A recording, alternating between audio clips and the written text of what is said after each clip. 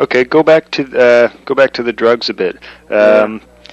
You said you first indulged at a Thelonious Monk show, Right. And did that change you completely, or? No, it was pretty weak stuff. But when I finally did smoke something that was strong enough, which probably would have been 65, I guess. I'm trying to think. Maybe it was the summer of '64, let's say. Okay. And it was sort of very, once I realized what pot was, like what doors it opened and so forth, and it seemed the philosophy major in me got very interested in the whole notion of, consciousness alteration, or whatever the term might be. Just having different ways of even giving a different jargon for talking about how you think. And did that make you kind of want to put the words down on page, or? Well, I did, but it wasn't. I would say it wasn't so much that. The original question was, did any of these things make me want to write? Mm-hmm. I felt that yes. I was compelled to write, but I didn't think of it as writing. It was like, yes, I was trying my darndest to just. It kind of just oozed out of me because I was not a practiced writer, and I didn't have writers as models because most philosophy text is unreadable, and I didn't take English courses. I never read Faulkner, or Hemingway. Yeah. And so basically, and I certainly had read very little poetry.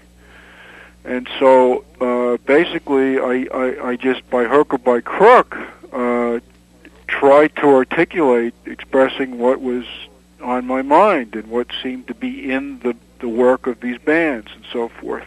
That's incredible to me that you said you not so much that you didn't think of yourself as a writer, but that you didn't focus on English and philosophy you found unreadable. Because your early stuff, you're such a strong stylist right from the start. It's nice for you to say that. But it seems incredible to me, like where that came from. Well, maybe in fact, I used to think. I thought recently, I was reminded that one of my earliest influences as a writer was Muhammad Ali. That all exclamation points, just this kind of absolute go for the jugular, all caps, overkill, and I did a paper. Must have been like spring of '65, before the second Ali Liston fight, for a philosophy of religion class. I did a paper called Saint Cassius. I got from Saint Genet by Sartre. Mm-hmm. I wanted to write about Cassius Clay as a religious philosopher, and I don't even know if I mentioned that he was Muslim. It was just simply that he was redefining the nature of being from a boxing ring and so forth. That the way he put a verbal dimension to it was without precedent, and I still feel that he was just, it happened to be that he was a great fighter. Yeah. But beyond that, he was a great thinker. Yeah. Whatever that means. As great a thinker as Little Richard with, wop bop baloo bop balop bam boom, which is a great thought. Yeah. Okay. So was boxing an obsession from early on, or? Well, I got to boxing from wrestling. Wrestling, I think that I was preconditioned for rock and roll by two things. One was wrestling, and the other was monster movies. Really?